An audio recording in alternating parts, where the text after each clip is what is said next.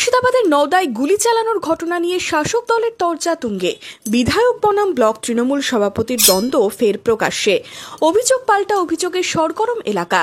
5ই June নওদায় জমি বিবাদের জেরে গুলি চলে, আর এই ঘটনা নিয়ে তৃণমূলের অন্দরেই প্রকাশ্যে ক্ষোভ। দলের বিধায়কের দিকেই অভিযোগের আঙুল ব্লক তৃণমূল সভাপতির। খাড়া করলেন একগুচ্ছ অভিযোগ। মানুষ সাধারণভাবে এখন পাট বড় হচ্ছে, আল দেখা যায় না, হয়তো জমিতে নেমে গিয়ে হাঁটতে গিয়ে কিছু পাট ক্ষতিগ্রস্ত হয়েছে। আসলে যাকে দেখতে নারী তার চলন বাঁকা। স্বাভাবিকভাবে এই ঘটনাকে, তুচ্ছ ঘটনাকে কেন্দ্র করে তারা ঈদের পবিত্রতার আগেই শুরু হয়ে গেল রক্তের খেলা করতে। খুব সকালেই মানুষের তখনও ঘুম ভাঙেনি, নিজেরা হাতাহাতি, কোপাকুপি, ছোড়াছুড়ি শুরু হয়ে গেল। এটাকে নিয়ে রাজনীতি খেলছে আপনার বিধায়িকা।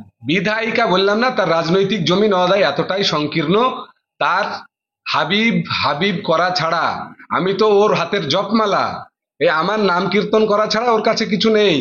নওদার বিধায়ক সাহিনা মমতাজ খান পাল্টা ব্লক তৃণমূল সভাপতি ও মুর্শিদাবাদ জেলা পরিষদের শিক্ষা কর্মাধ্যক্ষ সফিউজ্জামান শেখের বিরুদ্ধে এলাকায় দুষ্কৃতীদের নিয়ে রাজনীতি করার অভিযোগ করেছেন। দুষ্কৃতি নিয়ে তো তারা চলাফেরা করছে লোকে, কিন্তু আমার কেউ বলতে পারবে না কোনো দুষ্কৃতি আমার গাড়িটা পর্যন্ত ছাপে না। আমি সেসব লোক নিয়ে চলাফেরা করি না। তারা যদি জয়েন করে থাকে, তারাই দুষ্কৃতি করছে, তারাই আবার আমার নাম দিয়ে এই দুষ্কৃতি নিয়ে চলাফেরা করছে। কিন্তু এটা পুরোপুরি মিথ্যে কথা। যদি প্রুভ করতে পারে যে আমার সঙ্গে কোনো দুষ্কৃতি আছে, তাহলে আমি তাকে যা শাস্তি পেতে হয় তাই আমরা। গতকাল নওদার বিধায়ক ঘনিষ্ঠ কংগ্রেস থেকে তৃণমূলে যোগ দেওয়া 90 তৃণমূল সমর্থকরা আক্রান্ত হন ব্লক সভাপতি সফিউজ্জামান শেখের অনুগামীদের হাতে, এমনটাই অভিযোগ। নওদা নিয়ে অস্বস্তি বাড়ছে তৃণমূলের, উঠছে প্রশ্ন। মুর্শিদাবাদ জেলা তৃণমূল সভাপতি অপূর্ব সরকার আদি 90 তৃণমূল মানতে না চাইলেও পুলিশ অভিযুক্তদের বিরুদ্ধে যথোপযুক্ত ব্যবস্থা গ্রহণ করবে বলে দাবি করেছেন। এটা কোনো রাজনৈতিক ব্যাপার নাই, আর তৃণমূলের নব্য পুরাতন আসল নকল এসব কিছু নাই।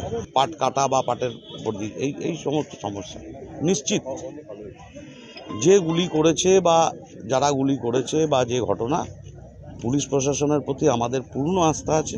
বিরোধীরাও কটাক্ষ করতে ছাড়ছে না। বহরমপুরের প্রাক্তন সাংসদ অধীর রঞ্জন চৌধুরী ক্ষমতার ভাগাভাগির জন্য এই দ্বন্দ্ব বলে কটাক্ষ করেছেন। এই মুর্শিদাবাদে গুলি, বন্দুক, পিস্তল, খুন খারাপি, লুট যদি কেউ করে, তার একমাত্র নাম তৃণমূল, একমাত্র এবং একমাত্র।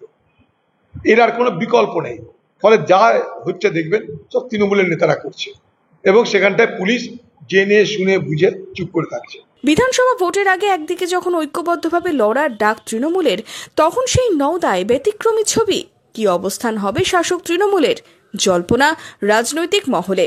Bureau report, imagine community media.